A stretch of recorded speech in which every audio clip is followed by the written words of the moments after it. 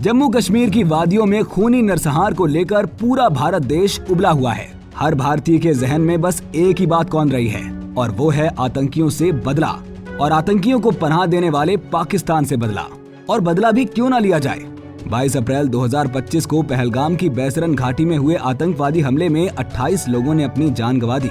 कितने परिवार के लोगों ने अपने प्रियों को खो दिया, कितनों ने तो अपनी आंखों के सामने अपने किसी प्रिय को मरते देखा।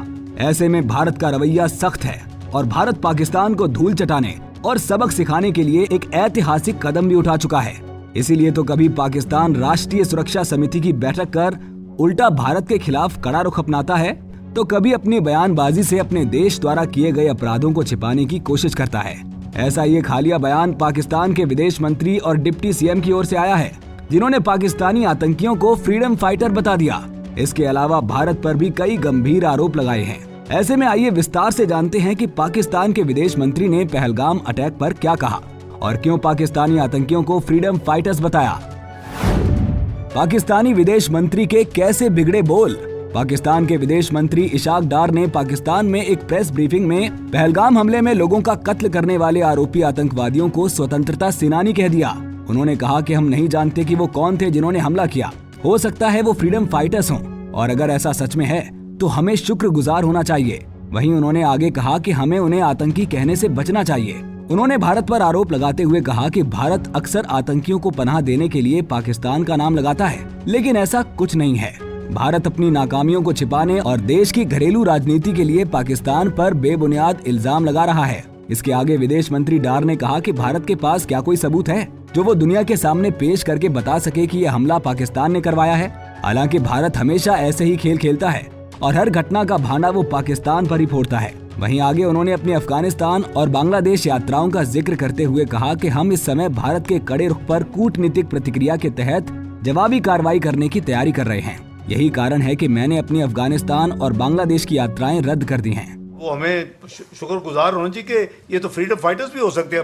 वी डोंट नो कि कौन है, तो हमने कोई किसी किस्म की बिल्कुल ऑनेस्टी के साथ स्टेटमेंट दी थी, लेकिन मैं समझता हूँ कि उन्होंने अपनी फेलियर को और अपनी सियासत को जो इंटरनल है और अपने ज़ाती अज़ाइम जो उनके अंदरूनी है उसका हवाला करते हुए एक दफ़ा फिर ये जो इनडायरेक्टली पाकिस्तान की तरफ ये मामले को उसकी तरफ इशारा करने की कोशिश की। गौरतलब है कि भारत पाकिस्तान के बीच संघर्ष की कहानी कोई नई नहीं है, वो आजादी के बाद से ही शुरू हो गई थी।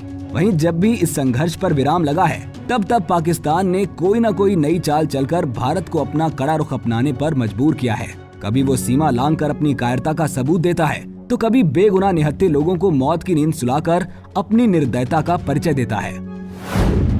भारत का पाकिस्तान को तगड़ा जवाब। ऐसे में एक बार फिर जब कश्मीर, जिस पर पाकिस्तान की सबसे बुरी नजर है, वहां पर जब उसने हमला किया, बेगुनाहों को मार दिया, तब भारत ने एक बार फिर पाकिस्तान को अपने तीखे तेवर दिखाए और पाकिस्तान का हुक्का पानी बंद करते हुए सिंधु समझौता रद्द कर दिया, बॉर्डर सील कर दिया, वीजा पर बैन लगा दिया, अपने राजनयिकों को पाकिस्तान से वापस बुला लिया और दिल्ली स्थित पाकिस्तानी एम्बेसी को भी बंद कर दिया। ऐसे में पाकिस्तान पूरी तरह से घुटनों पर आने की कगार पर पहुंच गया है। हालांकि उसकी अकड़ अभी भी कम नहीं हुई है। वो अभी भी अपने गुनाहों को छिपाते हुए भारत पर ही आरोप लगा रहा है, भारत को आंखें दिखा रहा है। ऐसे में ये कहावत आज के परिदृश्य में पाकिस्तान पर बिल्कुल सूट करती है कि उल्टा चोर कोतवाल को डांटे। वहीं पाकिस्तान का बर्ताव और पाकिस्तान के विदेश मंत्री का बयान इस बात की पुष्टि करता है। बहरहाल अब देखना यह है कि पाकिस्तान कब अपने गुनाहों को कबूल करता है और कब भारत पाकिस्तान के खिलाफ सख्त कार्रवाई करता है, जिससे कश्मीर में मारे गए बेगुनाहों को न्याय मिल सके। Bureau report, Punjab Kesari TV. हमसे जुड़े रहने के लिए हमारे YouTube चैनल को सब्सक्राइब करें और नई वीडियो की नोटिफिकेशन के लिए बेल आइकॉन को दबाएं।